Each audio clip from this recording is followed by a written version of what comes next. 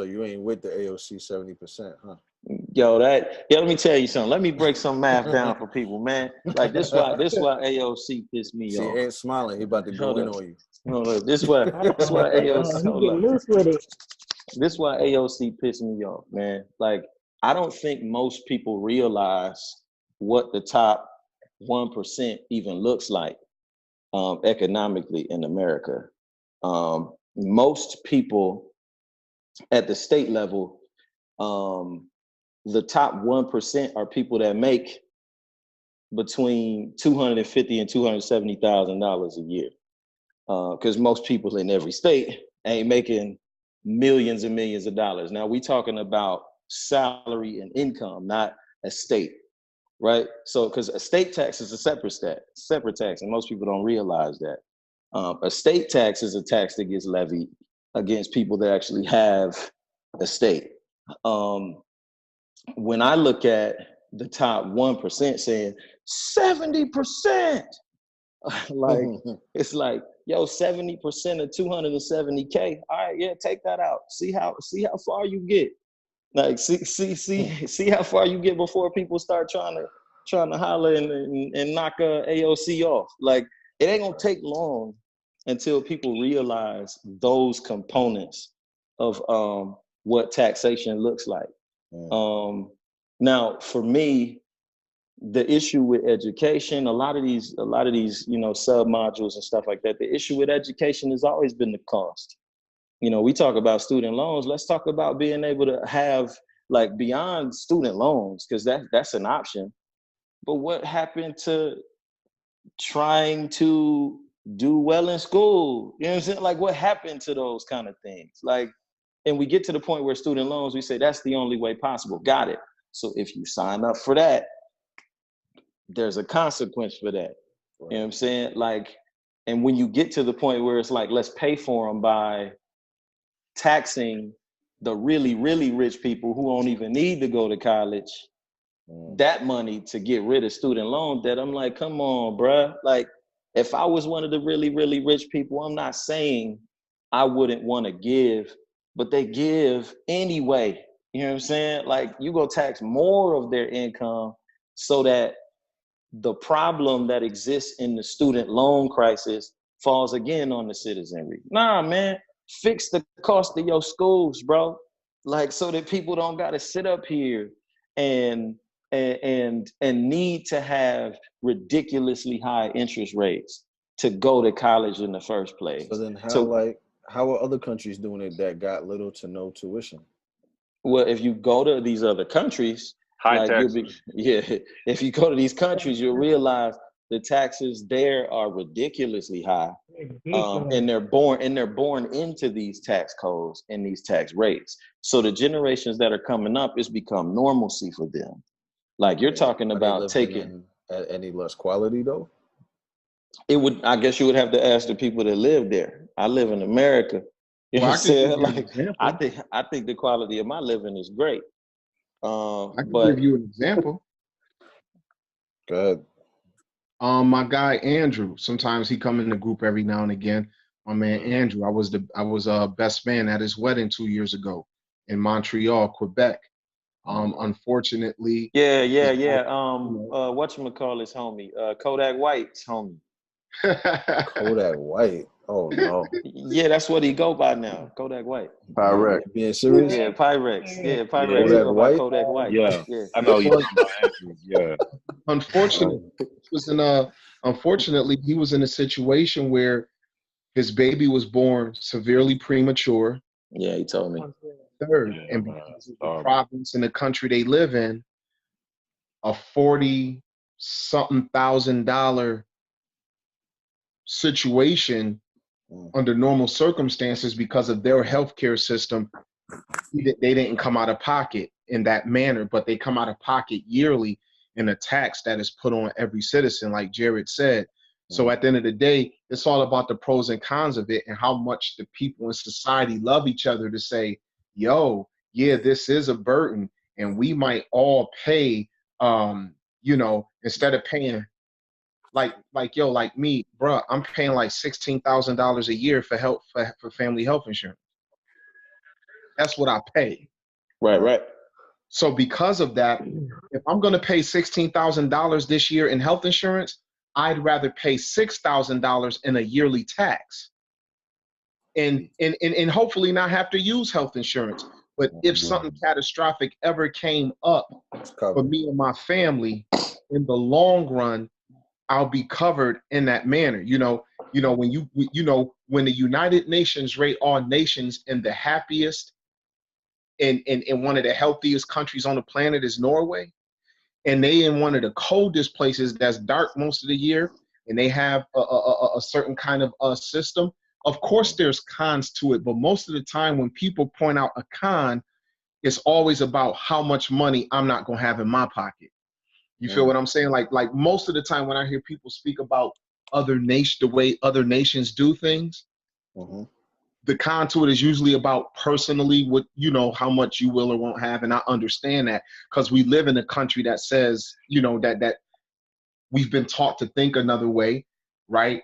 And one thing that I think happens is this: while there are pros and cons to America and every other nation's situation, when you look at the statistical numbers of the so-called industrialized nations, and you see America lags behind them in almost everything other than making some money, then I think that citizens need to have more serious conversations about the longevity, because what Jared just said is right. Lower the prices of your schools, but when the majority of the schools are for profit, no one who is for profit will ever lower their prices for the good of individuals. It just ain't happened in the history of humankind. And so, I don't think that would work here unless the country really changes the economic model.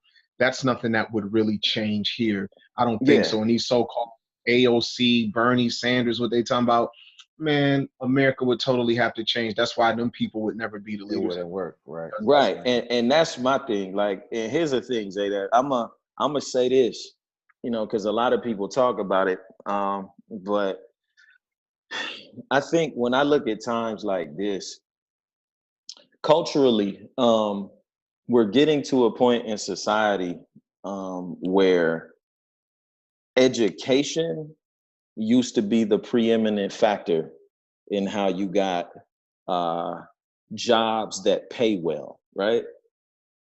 What we're seeing a lot more now is the idea that in order to change the current system where we're a country that is making so much money, we would rather say, hey, we make a lot of money, but I want that job. And I want that job right there. And that job has a requirement of us, right? And that job has a requirement to get an education. So we end up going and getting educated for this job. And then once we get the educational qualifications for this job, there's no guarantee that we'll get the job in the first place. It's like we're trying to set ourselves up to be qualified for something that isn't necessarily a guarantee that we'll even have it in the first place, under the premise that potentially having this debt is going to pay off in the long run. And when I look at what Bernie Sanders is offering, when I look at what AOC is offering, I just don't think it's gonna work, bro. I just don't think it's gonna work. Now, I think it could work, right? And if we sold hope tickets all day, you know what I'm saying? A lot of people would be rich. But I feel like when I look at what AOC and Bernie Sanders are offering in the realm of economics, they don't have a lot of proof that there would be success historically in America with the systems and ideas that they have. We saw the New Deal, right? The New Deal had function, but that function was based upon the entire country being in dire straits. So They had to make a radical change in order to make it a functional economic system. But in the current system that we have now, we're in a system where there's a significant degree of wage and income disparity, but there's a lot of opulence that exists in our country as well. That's a great point. Like, you know, we make so much money that to now say, let's fundamentally restructure in order to take care of the less fortunate, right? To the really rich, they're like, well, look, we have a safety net already. We don't need to fundamentally restructure our entire economic system in order to do that. Because that would mean that, like, the Great Depression, the rich people went broke too, cuz like it wasn't just poor people that was poor. It was everybody was going broke. Yeah. So they needed to do something to balance the scales. Like, and that's what I'm kind of looking at. When I look at Bernie and AOC, they're like, oh, look at all these rich people. Yeah, let's take some of what they have. Yeah, like, and I'm like, you really think that's gonna work? Like, you like, I don't see it. It sounds like a great idea, but I don't see it. Hey, like, Jared, us here in Buffalo, like Josh, yo, we got a lot of homies from. They butt cheeks getting tight, Ashton. We got. They getting tight. That man clinched. Came out of nowhere. Yo, they within 6. So like, yeah, they up 6. Jared, They up 6. Jared, that's a sport that I don't know much about. All I know, man, listen, is that y'all say pause. Hey, Zadok, finish your point, man. Finish your point. Zadok, you knew what I was saying. Don't try front. Homies from Ontario, because we done did a lot over the years, and we got a lot of friends from Ontario and stuff like that. Do you know that the majority of them are college graduates? The great majority of them, all college graduates. And it's the system that they live over there in Canada that allows them to do that. And then one thing Canada has that just boggles my mind, they actually have an arts and recreation budget. Man, they get bread. The reason why a lot of guys over there are into film and music engineering and graphic design is because there is a grant that comes. People say it's free. Ain't no such thing as free. It's just from the way that they collect money from the people. It's getting tight. These are some of the things that they put into play as proof to the people that this is the benefit of us all putting in like this. Of course, they pay for the military. They pay for this, that, and the third too. They got people who are super wealthy. But just when I see the way that they do things, I'm like, yo, if it's quiet, ain't it, Ashley? It's quiet, ain't it? If we had the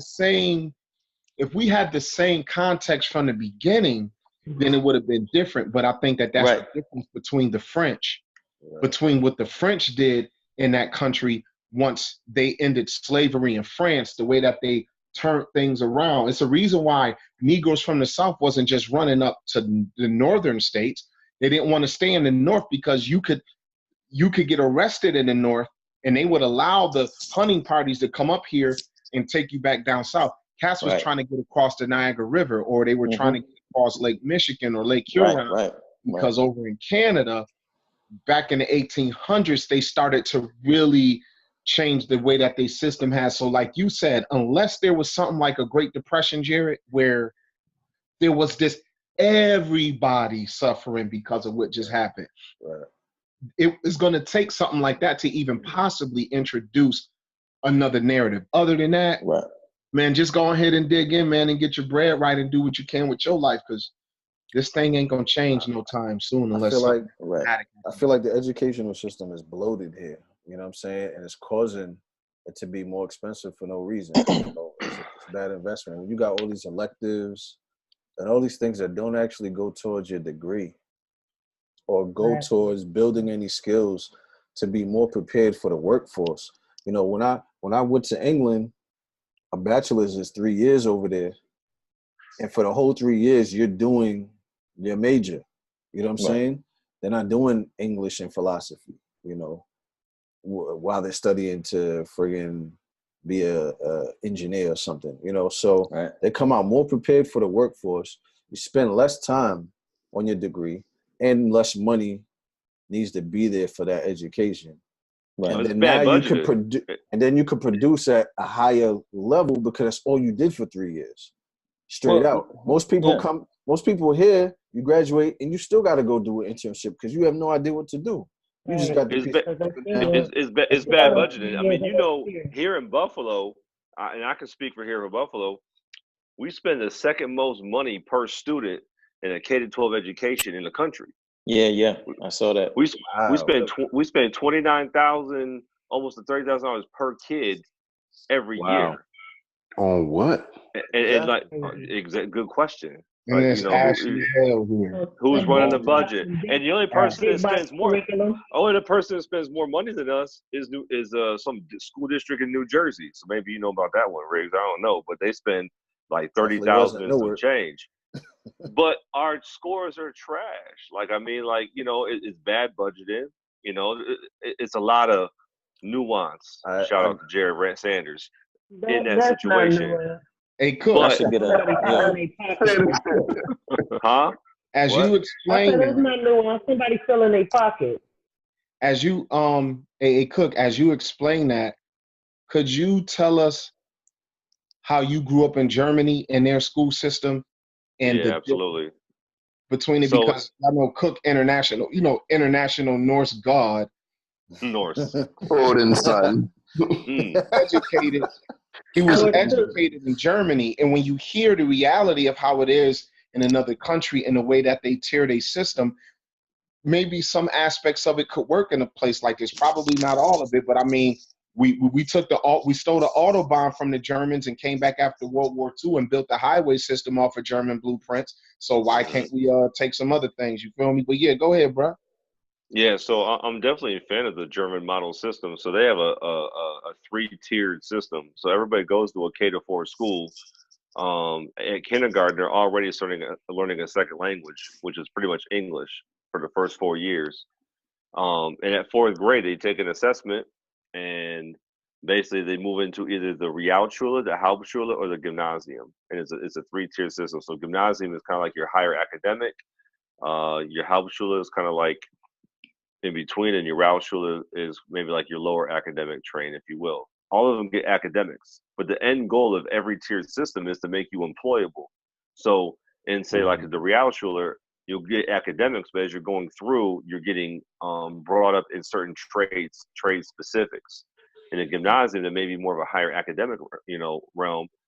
Like you're moving in a realm of jobs tiered and related to that, but you're already starting the skill set very early on as far as what you're learning. So by the time when you're done, they go to the 13th grade. Man, Portland going home, dog. When they done at the 13th grade, they're already in a position. They've already had an apprenticeship. They've already got certain credentials, and they're moving on into a position to be employable, not leaving school or going into a realm where they're going to be in debt or in a position where it's like, I'm leaving school. What can I do with my life?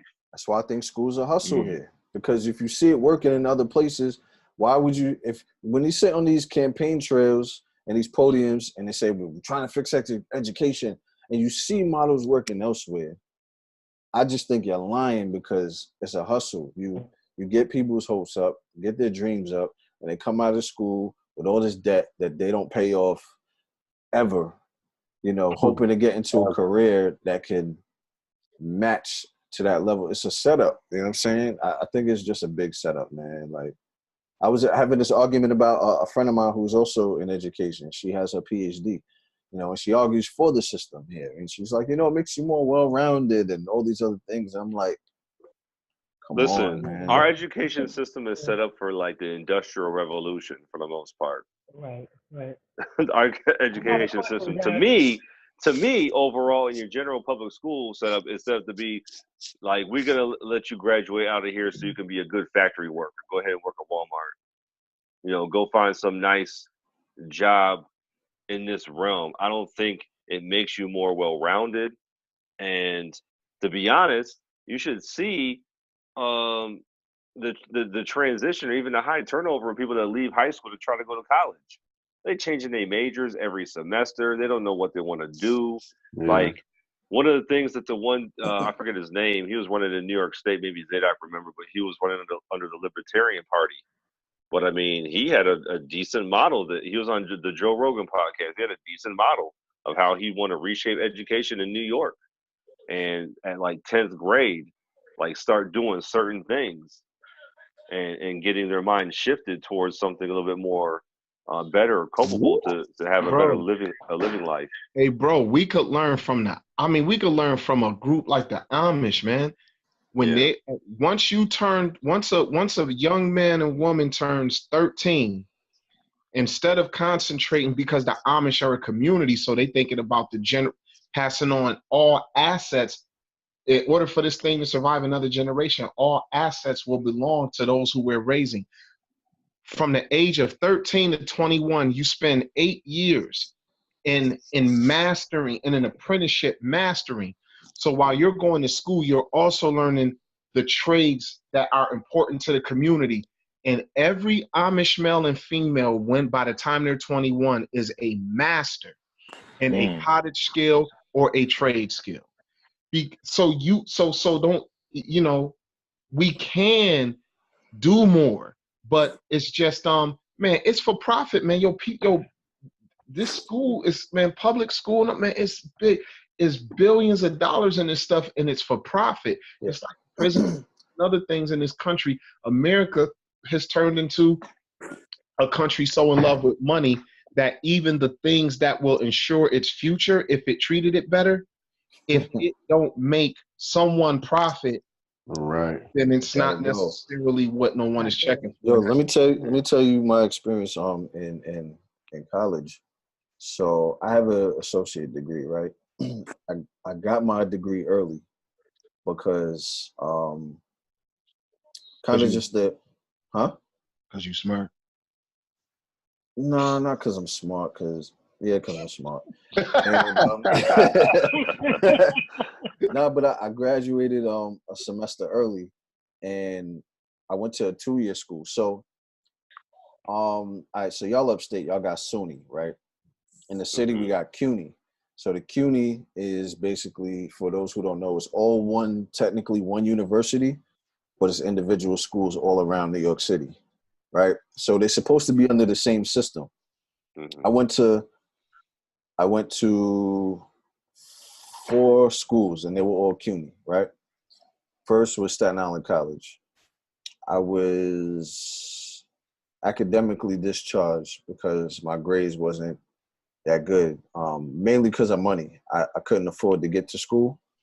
I had to commute, and I missed a lot of days. I couldn't afford books, and I was winging my classes. And funny enough, I got an A in physics with no book because physics just makes sense to me, right?